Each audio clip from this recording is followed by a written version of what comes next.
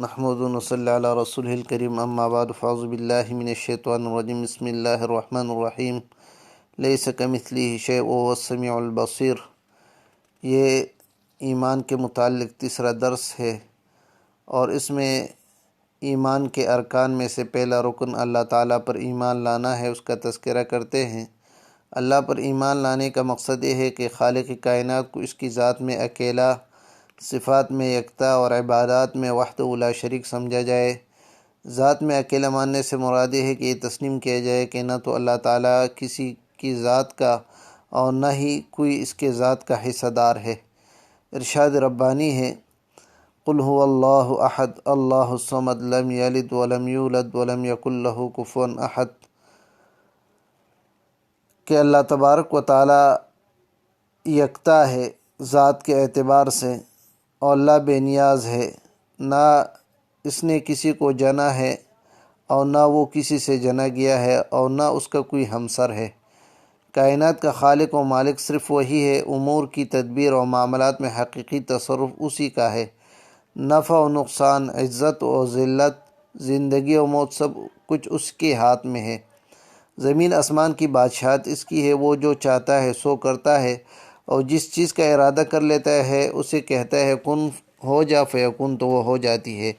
صفات میں یکتا ماننے سے مراد ہے کہ باری تعالیٰ کی وہ صفات جلیلہ جن کا ذکر قرآن مجید و احادیث صحیحہ میں ہے، اس پر ایمان لایا جائے، انہیں عیوب و نقائص سے پاک، مخلوق کے مشابہت سے مبرہ اور بے نظیر و بے مثال تسلیم کیا جائے۔ سورۃ شورى آیت نمبر 11 میں اللہ فرماتے ہیں، لیس کمثلہ شیء وہو السمیع البصیر، اس کی مثل کوئی چیز نہیں ہے اور وہ سننے والا و دیکھنے والا ہے۔ اس آیت مبارکہ میں اللہ تعالیٰ کی دو صفات السمیع سننے والا اور البصیر دیکھنے والا بیان ہوئی ہے۔ اللہ کا سننا اور دیکھنا دنوں، ہفتوں، مہینوں، سالوں اور صدیوں تک محدود نہیں، بلکہ وہ ازل سے سن اور دیکھ رہا ہے اور ابد تک سنتا اور دیکھتا رہے گا۔ سنتا تو انسان بھی ہے، لیکن انسان اور رحمان کے سننے میں زمین و آسمان کا فرق ہے۔ انسان جب کسی ایک شخص کی بات سن رہا ہوتا ہے، درمیان میں دوسرا بھی بولنا شروع کر دے تو اسے کہتا ہے کہ ابھی خاموش ہو جا، پہلے مجھے اس کی بات سن لینے دے، پھر تیری بات سنوں گا۔ اگر تم دونوں ایک ہی وقت میں بولتے رہو گے تو میں کسی کی بات نہیں سن پاؤں گا۔ لیکن رحمان کے سننے کا عالم یہ ہے کہ ایک ہی وقت میں ہزاروں، لاکھوں نہیں بلکہ کروڑوں اربوں انسان اس سے دعائیں کرتے، وہ سب کی سنتا ہے۔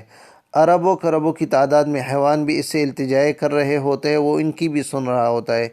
اس سے بھی کہیں زیادہ تعداد میں پرندے بھی اس سے درخواستیں کر رہے ہوتے ہیں، وہ ان کی بھی سن رہا ہوتا ہے۔ حشرات الارض، کیڑے مکوڑے، بر و بحر، خشکی و تری کی تمام مخلوقات بھی اس سے فریادیں کر رہی ہوتی ہے، وہ ان کا بھی سن رہا ہوتا ہے۔ وہ ایک ہی وقت میں تمام مخلوقات کی فریادیں سنتا بھی ہے اور ان کے مطابق فیصلے بھی صادر کرتا ہے۔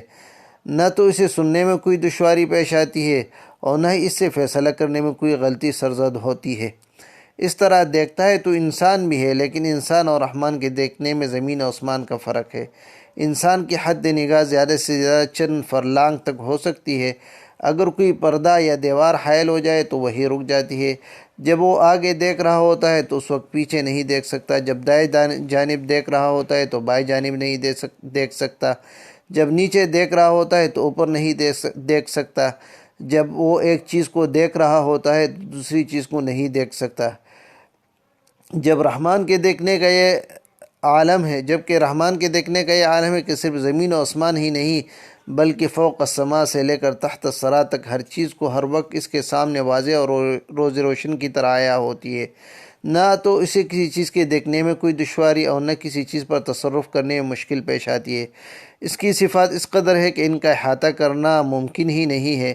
سورۃ لقمان 27 نمبر آیت میں اللہ فرماتے ہیں، وَلَوْ أَنَّ مَا فِي الْأَرْضِ مِنْ شَجَرَةٍ أَقْلَامٌ وَالْبَحْرُ يَمُدُّهُ مِنْ بَعْدِهِ سَبْعَةُ أَبْحُرٍ مَا نَفِدَتْ كَلِمَاتُ اللَّهِ إِنَّ اللَّهَ عَزِيزٌ حَكِيمٌ۔